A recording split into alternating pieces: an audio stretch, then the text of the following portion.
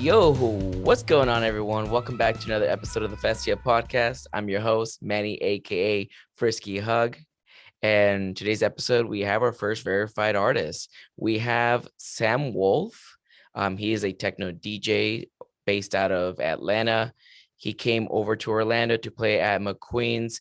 We kind of hung out, drank some beers, and then we were supposed to record the episode before we got drunk and or hungover, but we ended up going to the hotel room, and I brought all my equipment over to him, and I was like, bro, I know you have like an hour left. Let's crank this episode out. It was pretty cool.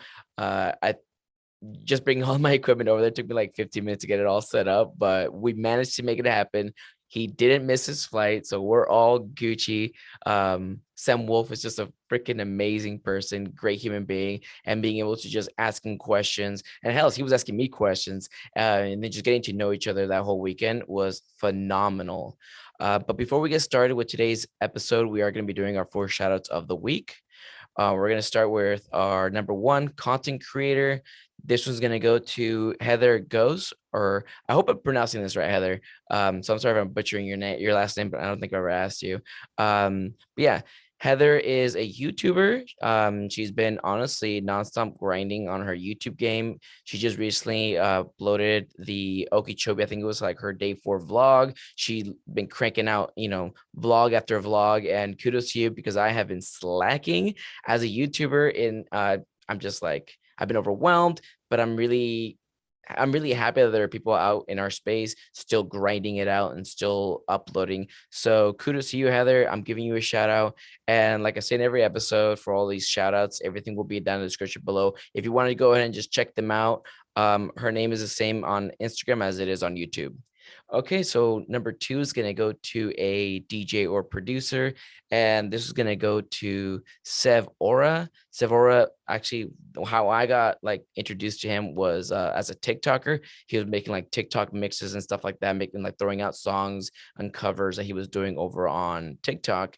And he just, and well, not just, but kind of just came out with a Castaways cover song.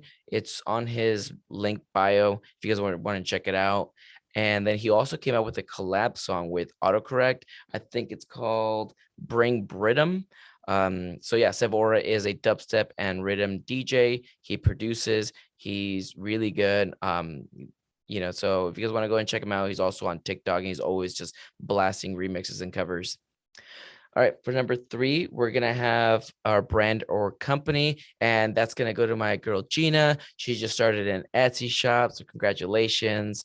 It's really hard starting a business, and she's been talking about starting a like a small business of just like clothes that she wants to like make and create and then sell it. Not because she needs any money, but she really just finds this as like a really nice hobby for her, and she just really enjoys creating these items. She likes displaying them, and she just wants to make, like she says, like other girls feel cute. You know, um, the name BassBabyBoutique is so her. But yeah, that's my girl Gina. She's dating my friend Julian. So if you guys ever heard some of my podcast episodes, I'm talking about my boy Julian. Yeah, that's his girlfriend. I'm really happy for you for starting your shop.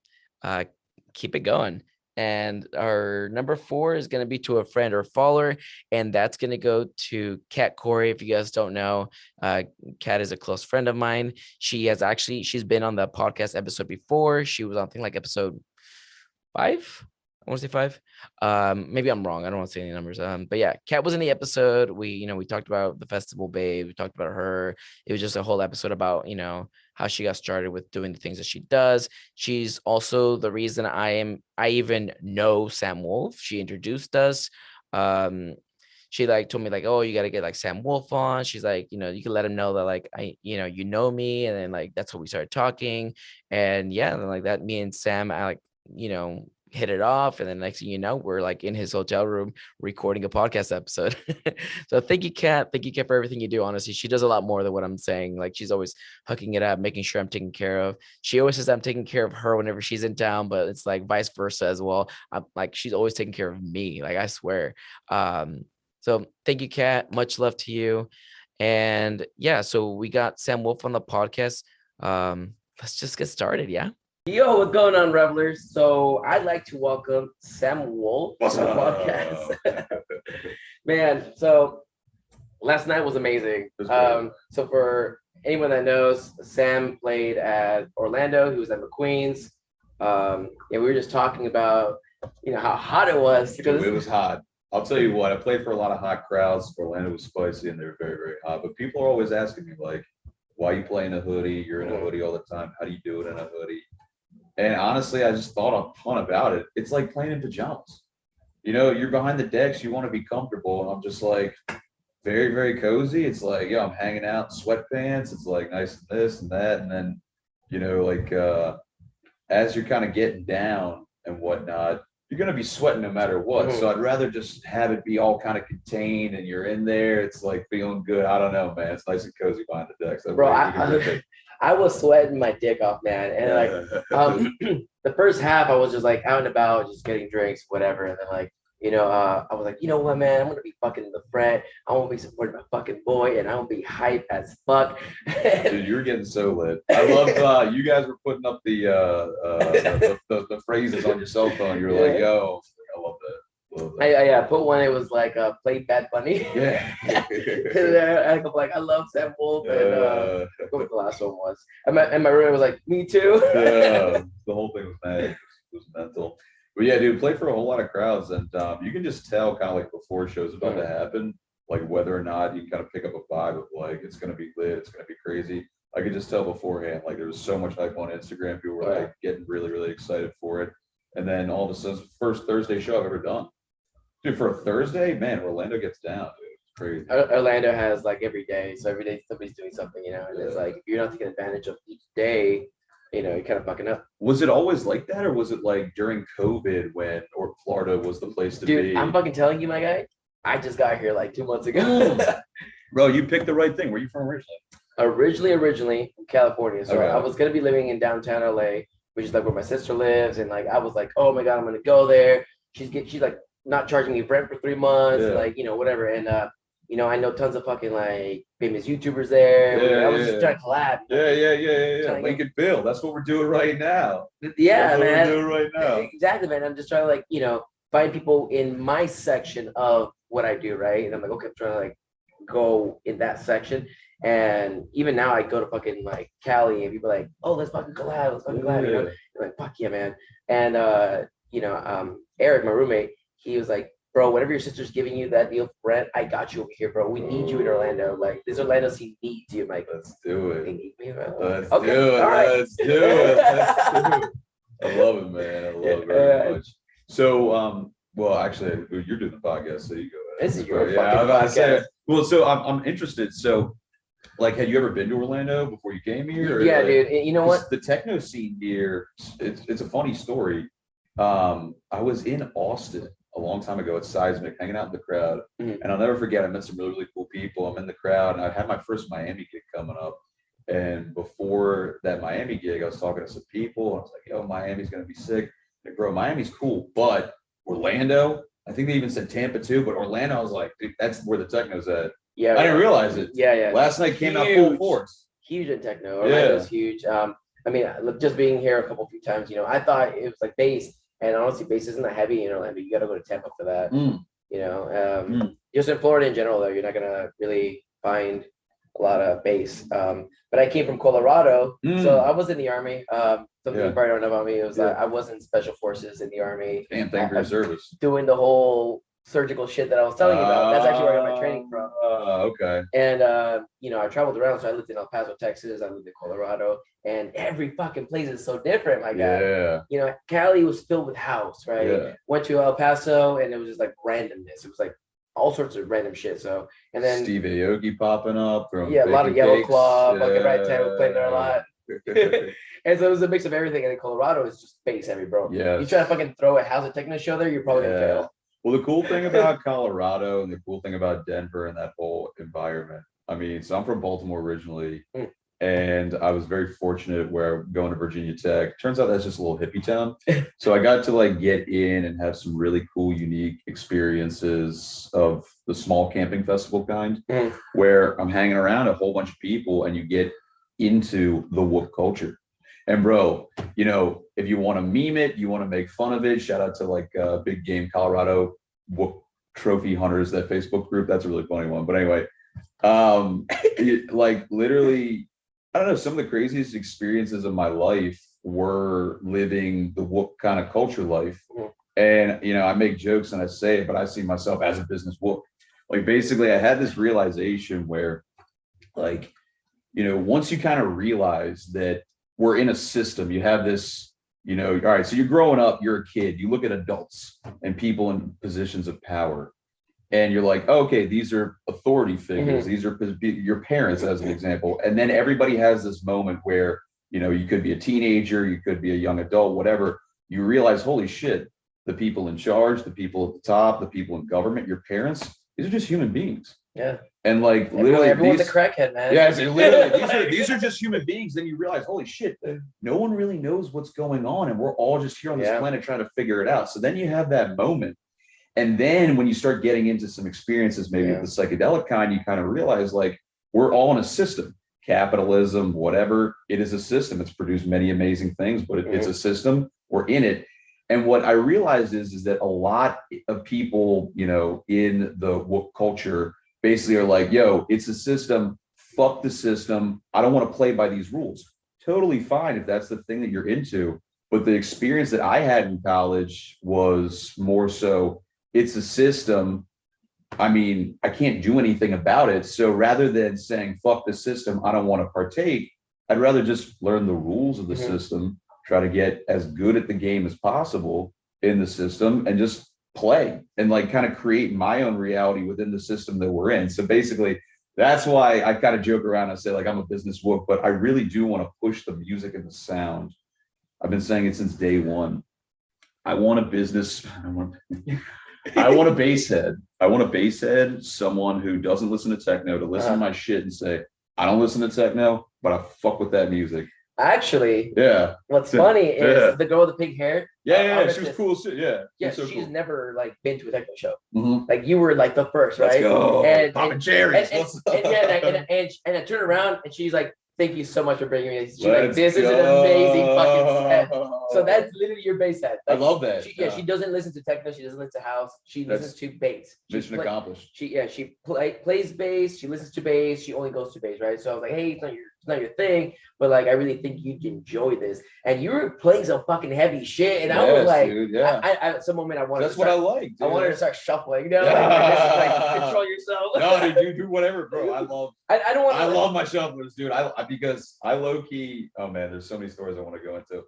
But like, all right, so when I first started putting out music, I had going back to college, tried to learn how to shuffle, couldn't do it, didn't literally fall on my face, but metaphorically fell flat on my face. I'm like, all right, there's just some things that aren't for me. So shuffling's not one of them. I think shuffling's cool as fuck. So when I put my first song out, like I had some shufflers do some promo for it. And what I found from some of the people in the scene is that, you know, techno people don't like shuffling. And it wasn't because of that, but when I heard that, I was like, okay, fuck that. I want to do it even more. Yeah. Like, you know what? Like, no one's going to tell me what's not cool or what's I can't do or whatever. So like, I think shuffling's cool. So I've been kind of on like a side mission the entire time to get more and more shufflers into techno and whatnot, because I fucking think it's cool. And I hate when people are like, oh, that's not cool. Wait, you know, fuck that shit. So I don't want like some elitist asshole in another country to be like, oh, that's not fucking, that's cheesy or whatever. Bro, there's so many elitists in the EDM culture though. Just it's true. It's fucking true. Hate it, man. Yeah. It's like the gatekeepers, like, oh, we don't do that. I get it from a perspective because of what I guess like the Americanization of EDM did to electronic music in a lot of people's eyes. So I'm really fortunate to where like I got in 2009 was the first show that I went to. Yeah. And so, but my manager, one of my best friends, he's been who's that? His name's Josh, and he's been throwing shows. You hear that, Josh? Yeah. My guy. So he's been throwing shows in Detroit since 2000. He actually partook in one of the original and the first Detroit Electronic Music Festival, which like holds like a Guinness record, or it did for the most people. It was like 2 million people. It was free back in 2000. So yeah, so he's an OG techno head. And so people in that generation and before that, like that really was underground. And then all of a sudden, when like in 2009, you start getting into it, I got to see right before and travel that wave into the bubble of 2013, 2014, when Big Room, it was some shitty music when you look back on it, and it's whatever, like, but fun at the time. So I could see a lot of people being like, yo, the scene that I grew up with was literally commercialized, turned into garbage and this and that. So I totally get both perspectives, but gatekeeping, fuck that. But I mean, welcome to the evolution of everything in life. You know what I mean? Like at that, I mean, fucking gatekeepers of the Nokia phones are probably mad about these iPhones. BlackBerry, bro. Where's BlackBerry now? BlackBerry didn't. They thought an iPhone was cheese, dude. Now everything evolutionizes, and we, as an EDM culture, we're not exempt. Exactly, I totally agree. I mean, especially look at the Razr phone, dude. Razr's cool as fuck. Razr's extinct, and now they got the flip phone, Razr smartphone. It has, dude. Those just the technology was just waiting. Yeah, those fucking flip ones. I kind of like you're waiting to fucking break. Dude, I want to know about how you got started, man. Like, okay, let's start with this. Yes. How old are you? I'm 29. I'll be 30 in June. Damn. Yeah. So, all right. So basically, actually, it ties into that story I was saying. So from Baltimore originally, and then the first show I ever went to back in 2009 was Excision That Sick back to back. Place called Bourbon Street. Opened my eyes. Love Bourbon Street, man. Oh, well, no. So the club was called Bourbon Street. Oh, yeah. I know it happens all the time. So it was a club called Bourbon Street in Baltimore, Maryland. Can't do that, man. I know, right? I know. That, my guy. But so actually, it's a crazy story because the guy throwing, and some people in the industry might know some names here, but the guy throwing it was a dude named Steve Gordon, aka, and he called himself Smash Gordon. And so he, shouts out my Baltimore people, started, was part of Steve's promo. Well, basically, this was just a dude just like us who was in the scene throwing shows and booking these early dubstep acts, Excision That Sick, Skrillex, all the early guys getting to see, I saw Diesel Boy like more times I could count. So literally he ended up creating Circle Talent Agency. And Circle Talent Agency, he then sold it to UTA for a lot of money. But Circle Talent Agency has everyone that like Marshmallow. You know what I'm saying? So this is like a crazy story of a guy just like us throwing parties in Baltimore that created this promo company.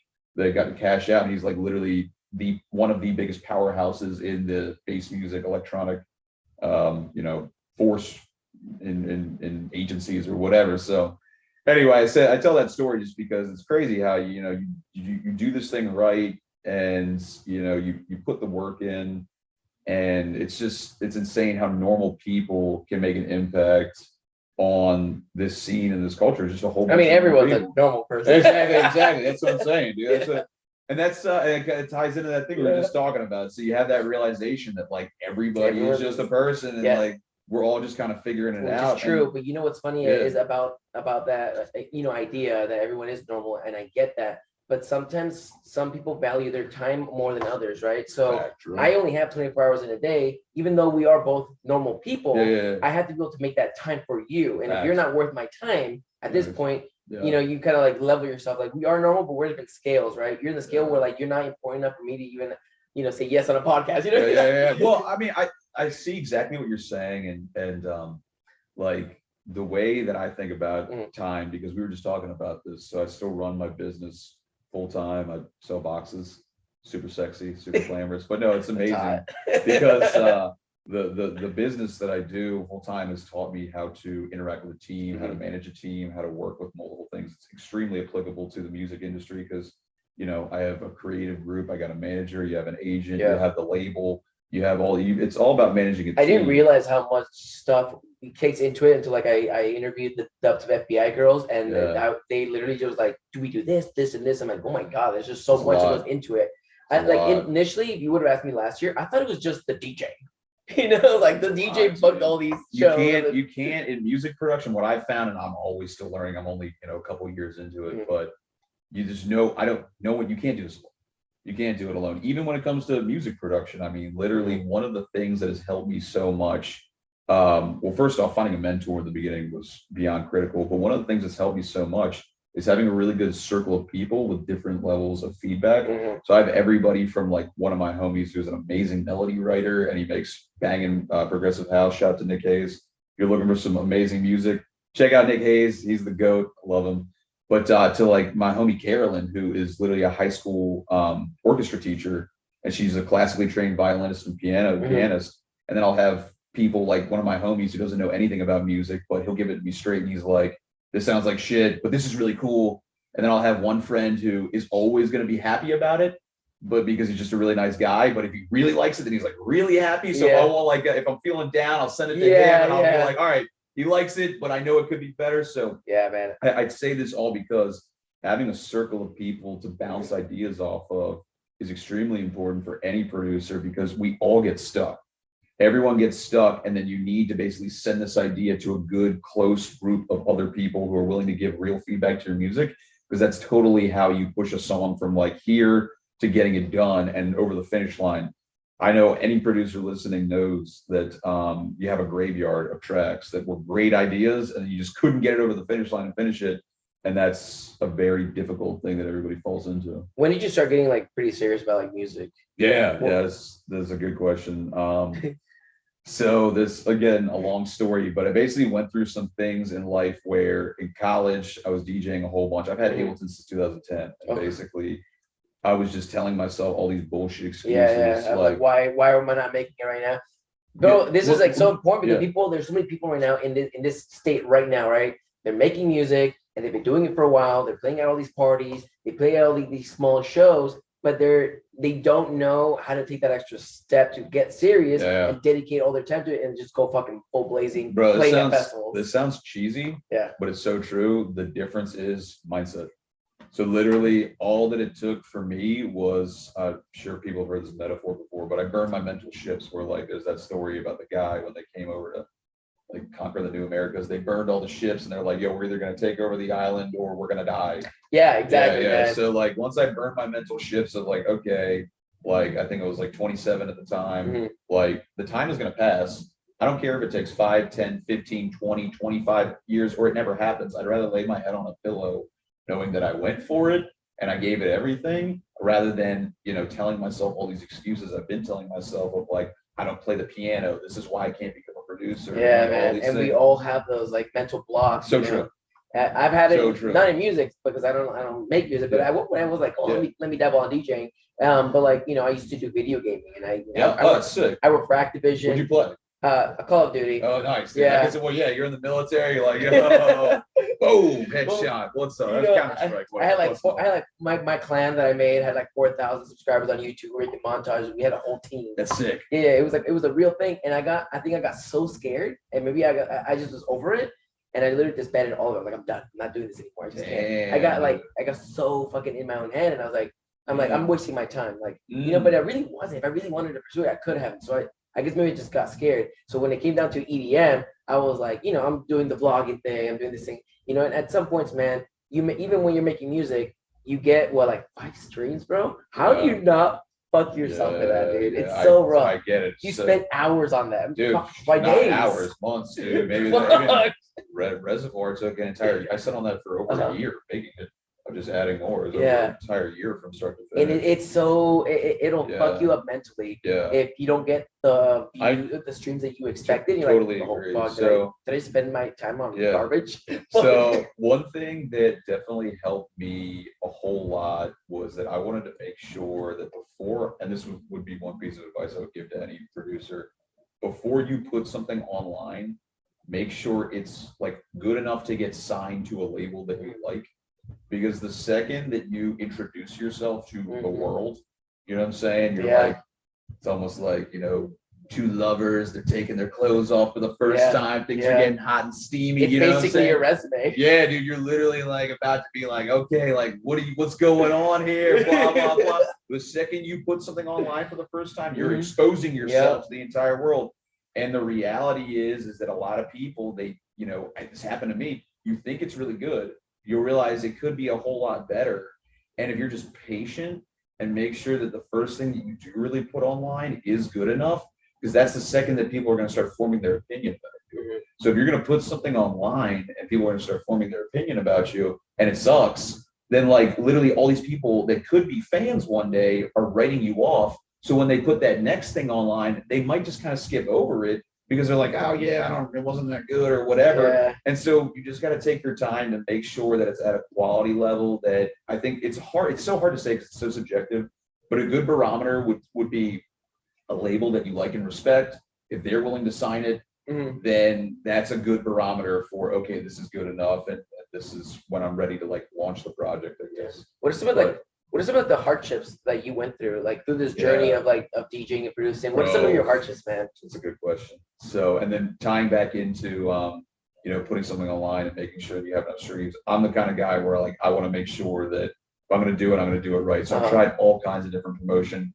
getting like the shuffle community in, making sure that you do like these kinds of playlists and like this. I've gotten scammed. Yeah, of course. I've gotten scammed multiple. Actually, that's a funny story. All right, so let's go. Yeah. So, dude, all right. Well, I had a couple of those, but I'll go into this one. But at least you didn't get scammed. One of my buddies literally got his entire IG scammed with one of those Bitcoin. Oh my God, that's happening to everybody right now. But dude, it's so tragic. So the scam story I was about to say is that there was a dude that I met. He came to an after party at my place, and he was the tour manager for somebody, and I just like so very much wanted to get in to like starting to like know, okay, like here's a manager, here's this guy, and basically he was like, yo, give me $4,000, and if you give me 4,000, like I don't have time to, I don't even remember the pitch, but basically he said that I'm going to take you on right now. It makes sense. You're not making enough money, but I'm going to introduce you to my connections. I'm going to give you this. I'm going to give you that. We're going to do this for your release. We're going to do that.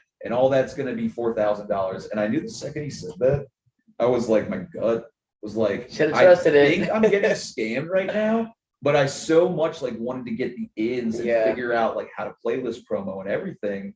And like I knew as we were doing it, I was like, fuck, dude, like, why I should have consulted people. It's like very embarrassing to say out, but it's not really, because dude, it's just live and learn, bro. So anyways, after I paid the guy, like he just slowly started to fade. But the one thing that he did teach me a whole lot about was basically figuring out and learning the right ins and outs for how to push a Spotify playlist the right way, and like running Instagram story ads and all that kind of stuff. So, but yeah, no, it was, I always make sure, because I've had so many hardships, like they're not hardships, but the stories of like getting scammed or whatever, like that. Just bumps in the road. Bumps in the road. And honestly, one really important thing is that sometimes, people will hear like, oh man, dude, I got scammed out for $4,000 or whatever. Some people will wallow in that for months, weeks, months, and they'll be pissed about it and they'll tell stories about it. I haven't even thought about that in years. And until today. I know, until today, you just brought out like an old for the world to say. But anyway, no, it's a good story. And but I guess the point I'm trying to make is like, dude, I've had multiple things where like I was in like a hedge fund. I had a whole bunch of Bitcoin. Right, I had 19 Bitcoin not too long ago, and like that'd be like $1 million. And I gave it to this hedge fund manager guy who was like trading it for everybody. He ran off with all of it or lost it all or whatever. Point I'm getting at, whether you're getting scammed by a fake manager or you're giving all your Bitcoin to someone, like we're always you hit.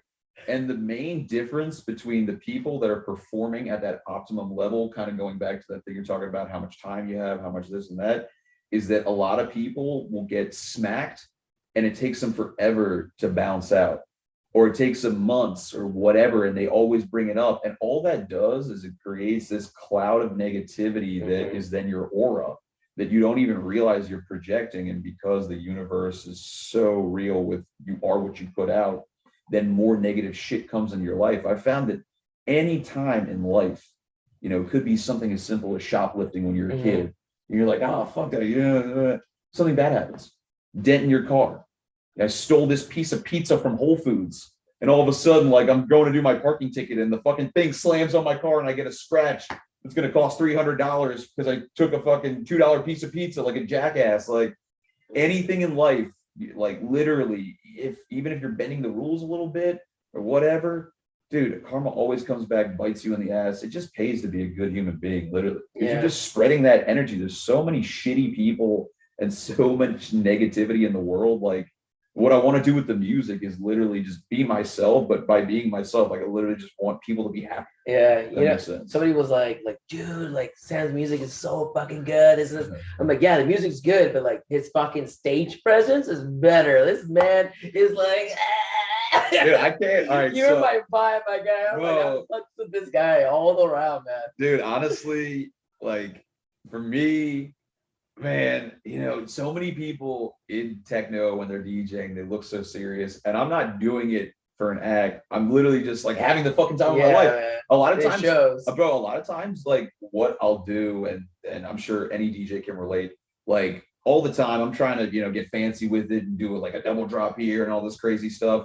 Mistakes happen. You fuck up all the time. Yeah. In the beginning, when you fuck up, it's very easy to like have like I just fucked up look on my face. Or you're like, oh fuck. And then like you were smiling and then you do that, and then you start to sweat a little bit. You got the hoodie on. Oh my God. Like, you know what I'm saying? Like, so I say this because one of the most important pieces of advice I could give for any DJ is to just always be happy. And if I ever fuck up or if anything happens while I'm up there on stage, I'll literally look up and I'll be like, holy shit, I'm one of the luckiest human beings on the planet. This is amazing. I'm in another fucking state. I might be in another country. It happened in Turkey and Lebanon. I looked up multiple times and I was just like, I'm one of the luckiest human beings on the planet. This is so fucking amazing. This is your job. This is so fucking amazing. So it's dude, it's life, dude. I mean, on the dance floor, so much goes down on the dance floor. When you're in a festival, some of the craziest mental experiences when you're in the crowd and you can just feel different people's energies and you're like dancing, and then you catch someone out your peripherals and they end up being homies, or you get some weird guys bumping into you. Dude, it's funny because like I love GA, but I have like anxiety, so I gotta like do I love that. But, like, I mean, I love GA, but I like backstage too. It's a lot of fun. Both are fun, dude. Both are fun, dude. But like, the best crowd though is like in the GA area because you get to meet some really cool individuals. I had a backstage for Okeechobee, and my friend was like, "Oh, did you go backstage and like say hi to these DJs?" I'm like, "Dude, honestly, I never even used the fucking pass." Exactly. I was having so much fun in GA. I didn't even like. It's good to have it for the better bathrooms. The better bathrooms are always nice. So you want the VIP for those nice, clean porta potties. Because I'll tell you one thing. One thing I'm starting to learn about getting to like headline shows and whatnot. One of the really nice things is like you're about to go on. I remember, festival porta potties and whatnot. One of the perks, having a nice bathroom, dude. That's nice. You just like in that bathroom beforehand, you're like, nice, dude. All right, cool, dude. I don't have to like worry about stepping in a pile of shit and being covered in piss right now, dude. These are the perks, dude. Have you ever like before like going on just wanted to throw up? No. So for me, like people always ask and they'll be like, yo, you get nervous and whatnot and all this stuff. And literally my response these days has been just, dude, it's automatic because you're talking about the stage president and being a goofball up there and everything. And like, I don't know, dude, I love entertaining people. I'm very, very fortunate where like, I know everybody has something that they're supposed to be doing. And then the more that you do it, the crazy thing that I've found is that in all aspects of life, it sounds hokey or whatever, but the universe, it really does just kind of like provide. And if something shitty's happening, the more you're doing what you're meant to be doing on this planet, like the universe really does provide and take care of you in a lot of ways. You can call it like a flow state or whatever. So I just know that like I've always been meant to entertain people. I love just like I love making people smile. I can't, it's just where I just naturally thrive. Maybe it's because I'm a Gemini, I'm crazy. So anyway, asparagus. Yeah. I like that. Dude, now you're making me hungry. But anyway, I love you some anyway, just like DJing is half the battle, and so the missing link to that is knowing how to make banging tunes. And one of the things that's helped a lot with production is exactly what you want to go down on the dance floor. So then when you're in the studio, you're like, oh, this is gonna fucking kill it. This is gonna kill it. I want to go crazy. And then literally I'll be in my studio alone late at night, and then I'm like in there and I'm like, and then I'm doing all this crazy stuff where I'm like completely alone and making all these ridiculous faces. And then the faces that I'm making as I'm playing are the exact same faces that I'm making when I'm alone in the studio as I'm like making it like, the first time. Exactly. I'm like, oh, it's gonna be crazy. But it just comes out, and that's why when I'm playing my own music, I normally get a little bit. If you love your music that much, you know what I mean? Somebody's gonna love it too. You know, if you can't even, it's like ones like if you can't love yourself, man, how do you expect to fucking have somebody else? I totally agree, and it's probably it's bad, but dude, I listen to my own stuff probably more than anyone. I'm probably the most Spotify streams. You are your own. Yeah, my own Spotify streams, dude. Literally. No, my buddy who I trained with, Brian, we'll be working out, and he's probably so sick of it. But it's funny because he says to me, he's like, it's really cool, man. Because I'll be working on a new idea and then I'm playing it over the speakers while we're lifting or whatever, and we're working out. And then like I'll come back and the new idea is a little bit better. And then 3 months later, the track's out. And he's like, it's really funny because I've been listening to that in the gym for the past 3 months. He's probably so sick of it by the time it actually comes out. But dude, no, I love listening to my own music, especially when I'm working out. Dude, everything. At first, I don't know, maybe sing with like music stuff, but like at first, like listening to these podcasts, Yeah, I hate my voice. No, you got a good one. Yeah, get out of here, bro. You're crazy, bro. You're crazy, bro. You're all right. But at the beginning, you know, I was like, fuck, I just hate hearing myself. Yeah. I've been doing this for like years and stuff, between all the vlogs. I'm just so used to it by now. So like now I'm just trying to get better. When I first started, and it goes, I think, with like everything that you do in life, is like when you first get started, you're gonna be making these mistakes. Yeah. The amount of times I fucking stuttered. My first fucking episode of like today, Junior. Remake. So, and I was like, you know, and now I'm like fucking just doing these interviews. I used to have like a pen and paper, don't lose track. And now I've been doing this so many times. I'm just like, you know, tell me about how much that festival cost you. You know, it's coming up with stupid questions. I don't want to talk money. Yeah, let's do it today. But dude, I mean, and that's kind of going back to the conversation we were having earlier about, like, you have this realization the time's going to pass, and that really goes. The message that I would want to give to anybody, doesn't matter what it is. Maybe like you're super into sports and you want to start like a sport podcast, or like you eventually want to be on ESPN one day. Like my dream, bro, the time is going to pass anyway. So just start making the steps towards it, because 40 years from now, you could be that old ass dude who's like an anchor on TV, but you got to start 40 years ago. Just do it, because you're just going to feel like you're progressing towards something. And that's exactly what was going on with the music. I'm like, wasn't doing it, and then it just made me a shittier person. Like I had friends that were doing it better than I was, in the sense of like they were getting gigs and they were still pursuing their passion and all that stuff. And like I'd be like low-key jealous. And oh my god, the comparison game. Yeah, dude, I'd be jealous, and then I'd be thinking like, wait a second, dude, stop being a jealous little bitch, and just like, yeah, dude, like, it so just makes hard. you a shittier person. Don't do that. I know, but I feel like it's just like a normal thing we all go through. It is normal, but don't do it. It's just, no, because literally, if you're jealous of someone, dude. Look, it's not jealous. I don't think it's jealousy. I think it's that you feel that you should be in a higher place. Well, what are you doing wrong? Yeah, that's fair. That's fair. I would say this, one of the most important pieces of advice, whatnot, like if you're a real friend and you really do care, you should want everyone to succeed. Yeah. There's so much space. I hate when like people view stuff as a competition. There is so much space. I mean, healthy competition is good. Don't get me wrong. I like that with like friends, you know what I'm saying? Like, all right, I made this, then they made something better. And then I'm like, damn, all right, that's inspiring. So literally, I've had so many people in Atlanta say, dude, like everything you're doing is very inspiring. And what that means to me is that they know me, and they know that I'm just a fucking normal ass dude. I'm just a goofball having a good time, and I'm having success.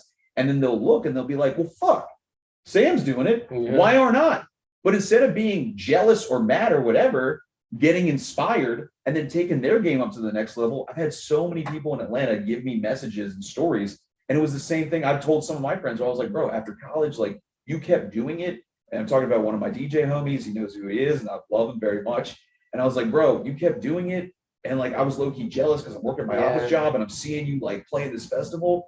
And it just, again, jealousy, there's so much room to eat. Use that as inspiration and go and do it on your own, because it's just a better life. What I learned is, you know, you get jealous of somebody's success and all that stuff, but in your eyes, that's all they do, right? So you don't really know a person. So your jealousy has no substance, because you actually don't know what the fuck they're going through. Exactly. I've had people literally be like jealous of me and like what I've been going through and all those stuff that I show, right? Yes. And then later I'm like, oh, by the way, when I got out of the military, I was like, I got out of the military, that this and this. I do surgery. I do like, they're like, whoa, wait, what? And you're doing this? Yeah. And at this point, it's now like, it's deserved. My guy, I thought you would just only do it. I thought this was your day job. Yeah. Bitch, this ain't gonna pay the damn bills. You think I you pay know, for my Tesla? I know.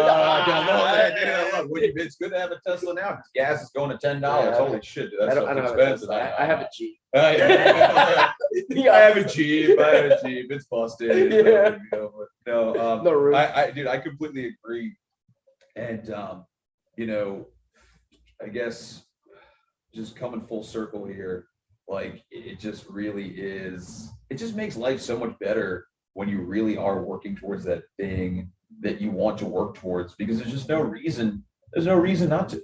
There's just really no reason not to. And I don't even know what we're talking. I'm still pretty hungover from yesterday.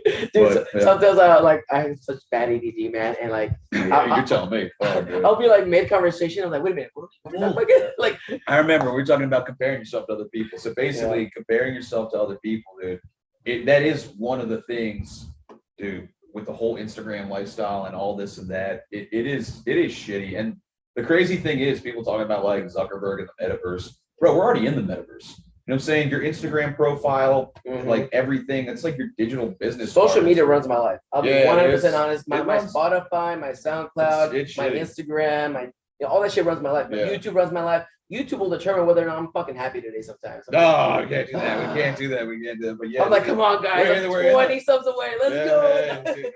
But putting that energy in there is important. I do understand, though. And kind of coming back to one of the very first things you're talking about of like, how do you put a song out, you get 5 views? Yeah, dude. I would say that if and when that does happen, you're asking about some of the challenges. I'll tell another story. My first release, Triangulum, when it came out, dude, the label they forgot to tell me that it was out. So literally, like, this is the first release of my life. This is huge. I'm so excited. This is everything. And literally, I was just like on Beatport one day, and I was like, I haven't gotten a release date yet. I wonder what the labels put out. Maybe if mine's coming up soon. Yeah. And then literally, I looked, and it was like Friday, and it came out on Wednesday. I was like, oh, that's my track, and it came out 2 days ago. So embarrassed.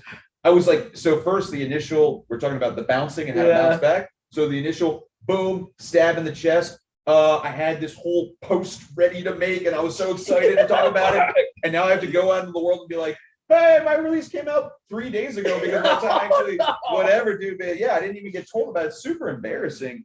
And but then literally I was like, okay, boom, and then completely rallied. Talked to all my friends. I was like, yo, can you support me? This and that. So I posted about it, totally rallied and picked the whole thing back up. But yeah, for me, it's one of those like unprofessional things. And I try for the most to be professional, but still be goofy, have fun. Like most of the times I'm drinking beers, we're smoking weed while we're doing this. So like this is what the kind of podcast that I wanted. Yeah, exactly. I'm bringing this environment and stuff. Dude, I mean, most of these podcasts these days, there's one I just randomly found called No Jumper, and it's like got 1 million plus. They bring some funky people on there. It's pretty funny. But yeah, you're hanging out, Joe Rogan, you're just like smoking weed, whatever, dude, having a good time. I'm totally agree. Yeah, that's kind of what I want to be. If I am 30 years old, I'm 40 years old. Is it too late for me to start making music? Bro, come on, dude. It's never too late. You got that famous story about like Colonel Sanders, like he came up with he had the recipe, but he didn't, I think it was like 62 or something like that, until like the first KFC ever became invented. I don't know. Someone Google that, fact check on that one. But like, there's a story about like Colonel Sanders, and he didn't start the first KFC until it was like his mid 60s, early 60s, or he was really old is the point. And like that's one of a bajillion examples. It's never too old. You see that thing on the internet about the 80-year-old woman who's taking up salsa dancing? You know what I'm saying? Like hot mama. It's spicy mama. Spicy mama. And and what I think what gets to people, man, is like, man, and it goes back to me like these like gatekeeper elitists or whatever. My friend, Arma says she was trying to like make music. She was just starting off. By the way, like her mentor is like Lizzie Jane, so she's doing all the right steps to get to where she needs to get to. And this guy goes, it's like, you shouldn't be playing right at this event just yet. You really need to like work your way up. He's like, I've been doing this for 10 years. I'm telling you, you're not ready. And she's like, so you're telling me I gotta like wait 10 years because you waited 10 years and you've never even played at a festival? Exactly. But that's gatekeeping. We don't like that. Bro, there's no rules that say you have to fucking play music for 10 years. We don't like that. We don't like that. Well, and I've had I don't want to say people, but I've had persons come at me and be like, man, you're just getting into it, blah, blah, blah. I've been doing this long. And the thing I say is like, motherfucker, you have no idea all the shit I went through, starting with the first show going back to 2009. I've had Ableton since 2010, and it's literally been a mental battle. And I'm not like trying to flex of like, it's taken me this long and you have to wait this long too. It's like, you have no idea all the shit that I went through just to finally get to the point of saying, I am going to finally, there's 2 views in Ableton, live and session view. And then you make, you can make mixes in session view. So basically all my Ableton people, I'm going to fucking switch the views and actually open up a MIDI keyboard and actually get into producing. Like, that's a 9-year battle. And like, yes, I did just launch my first song in 2020, and I am beyond grateful for the rapid amount of success. I'm second year in, I'm already just through Instagram, no representation, all DIY as fuck. I make the joke, I call it BYOB, build your own brand. Because literally, bro, it's a grassroots DIY movement all through Instagram of just like meeting homies. And I was able to put together an entire international tour just through Instagram second year, which is crazy. But I say that because, I put my first song out in 2020, but this has been going on since 2009. All those experiences of experiencing dubstep and being a Wook and then getting into trance and getting into big room and all this stuff built up my palette to be able, and then everybody who's a producer knows you got these noises in your head and it's just communicating them into the DAW. That too. That too. What's that? Who's that? Yeah. But being able to put that onto the canvas that is the DAW and being able to paint that picture, because with electronic music and especially techno, you think about it, the way I like to think about it, it's like a painting and you're creating an environment. And basically what you're trying to do is you're trying to suck the listener into that environment. And then you're basically putting them into this the soundscape, place where if you close your eyes, like Reservoir, you're thinking about it. And it's just like, you're thinking flowing water and there's like a beautiful sunset, like all this stuff. It's like the Happy Little Tree guy, Bob Ross, or like, like Happy Little Accident. And I'm like, oh wait, that noise sounds cool. It's a happy little tree right over here. And then all of a sudden, I'm gonna put this there and then we're gonna paint some birds and all this other stuff. So that's exactly kind of how I think about music and production. And one thing I've been doing a whole lot, I would say to all my techno people, you'll hear call and response. That's like a major thing. Umek likes to talk about it like it's a conversation between the masculine and the feminine. You have the call and the response, the answer to the question. And so like you'll have a feminine, which can be like a pretty little melody, but then the response, which is masculine, will be like a big, angry, aggressive kind of sound or whatever. So, but the one thing I've been thinking about a whole lot with my new stuff that's been helping is not just the call and response, but the push and the pull, if that makes sense. So basically, I really want to make sure that like, as I'm doing it, you're like on the edge of your seat and you're getting pushed in, but then I'll make sure to have like a very well timely placed reverse that kind of sucks you out. So like that will help with the bobbing up and forth, because techno, I want it to be bouncing. I want it to be dancing. I want it to be like a thing that's happening in your mind, like you're tripping balls on acid, where like it's like and you're like seeing this stuff, but you're getting pushed and then pulled, and then I just went on a rant, but fucking love it. Fucking love it. But that's been helping me a whole lot. So definitely call and response, but also think push pull. Hopefully that resonates with a couple people. That's been helping a lot. If you could give any advice to just any new producer coming into the game, so much advice. Favorite advice to give out. So we touched on a lot of things in the beginning. Be patient. Make sure that your shit is actually good enough before you put your identity online as far as who you are to the world. Because like I said, if you put shit out, then you're gonna have a whole bunch of people think, he's really not that good. And then you're literally, it's like if you buy a stock for $100 and it goes down to 50, like you have to then double it just to get back to 100 before you can, make any money on that stock. So literally, if you put out garbage and people were looking at you like 100 and they're looking at you like a 50, you got to double the work just to dig out of that hole. It's funny you're talking about money, and I just remembered that creating this brand that we've created, right? Our own brands takes them a lot of fucking money. Yeah, it does. I spent so much money on just free merch that I give out, like free stuff. Like I gave out like fucking 30 shirts at Okeechobee. Yes. You know what I mean? I just give it out. Yeah. Why? Because I just want to see you smile. I just want to give things out. Yes. But all that shit takes money. Like fucking ads take money. Yes, editors take money. Everything takes so much money. So there's a whole lot of I guess differentiating opinions on this. And what I'll say is that the work that I do on the side, or not the side, my main job and whatnot, like I know that like 50, 60-year-old me is probably going to be like kicking myself in the ass, but instead of just like donating, putting stuff into a 401k, I call it like the dream fund. You know what I'm saying? So I want to make sure that like, and it goes back to, and this was how I was going to answer your question about put some out with getting 5 streams after you spent a year on it. Like I want to make sure that I've done everything I can to have a budget for promotion, because like I've learned so much. Instagram story ads, I've made so many. That's how my Turkey tour came out, was through running Instagram story ads. The Facebook algorithm gets you the lowest cost per click. And so all of a sudden my ads were just cranking in Turkey.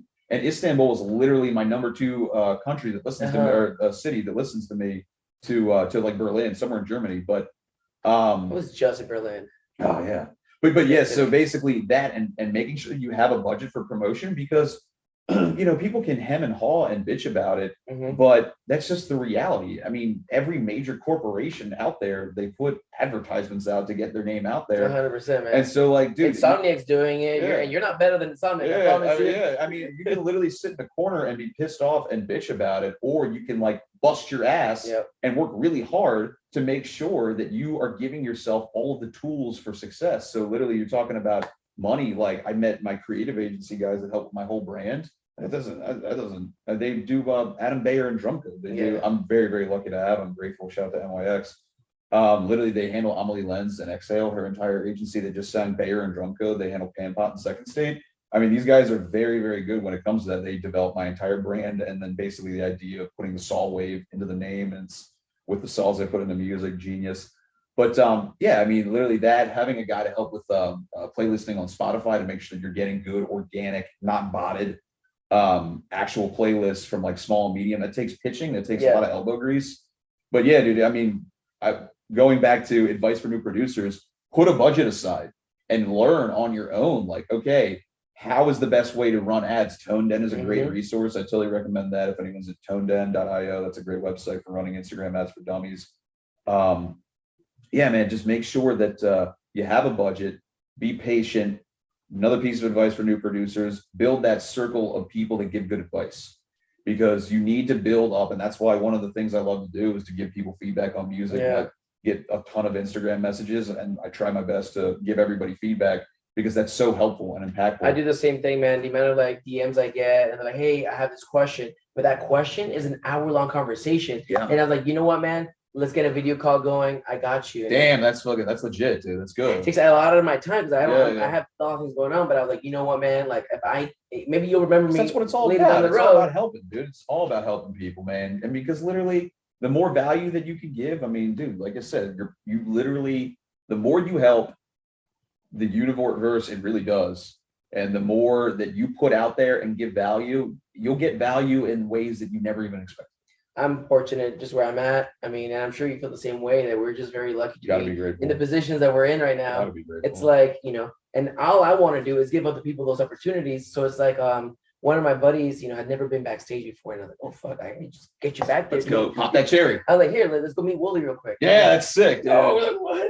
Oh, Boogie T's over here. Let's go say hi. Yeah, that's sick, dude. It's like, exactly. I'm able to offer these opportunities. Yes. And I do this all the time. I'm like, let me give it to somebody else who's never even like, I blow their mind. Exactly, dude. It's fun. That's what I love doing. Man. I totally agree. It's fun, dude. It's fun. It's fun to be the guy, bro. It's fun to be the guy. I remember being the guy. It's fun to make other people happy, man. Yeah. It's such a fulfilling moment to just make somebody else's day. Totally agree, man. Totally agree, dude. Sam, where can people find you? What's your IGs? Man. What's your everything? So I would say definitely number one is Instagram. So follow me. I actually still to this day answer every single DM. I do my best to get to every message. So definitely, if you can, Instagram, follow me there. But then also Spotify is the big one. So I use SoundCloud all the time, but Spotify is what people care about, and that's the future. I use both because you're poor. Yeah, I mean, I feel like DJs all use SoundCloud. That's why the algorithm there will suggest some really good hot shit. So I'll go on like little rabbit holes of like where the radio station. Like, oh, this is some good shit I never heard. But yeah, Instagram, Spotify, and Atlanta. You can find me in Atlanta. I live in Midtown Atlanta, so I'll see you guys there. I'll have all your stuff down in the description below. You can just go ahead and check you out and stuff. We could talk for fucking hours, man. I totally agree. I got a plane to catch. But it is like 11 something already. Oh, for real? We have to. Oh my god, yeah, I'm 10 minutes late. We gotta go. So I appreciate you guys watching this episode, man. Sam Wolfe, I'm glad we were able to fucking do this. Man. Yeah, just check this episode out. If you guys want to see us on video, it's on YouTube. We look like shit. He's hungover. I'm hungover. We fucking rushed it this morning. He was. But yeah, like I said, every episode. I'll catch y'all the next one. Peace.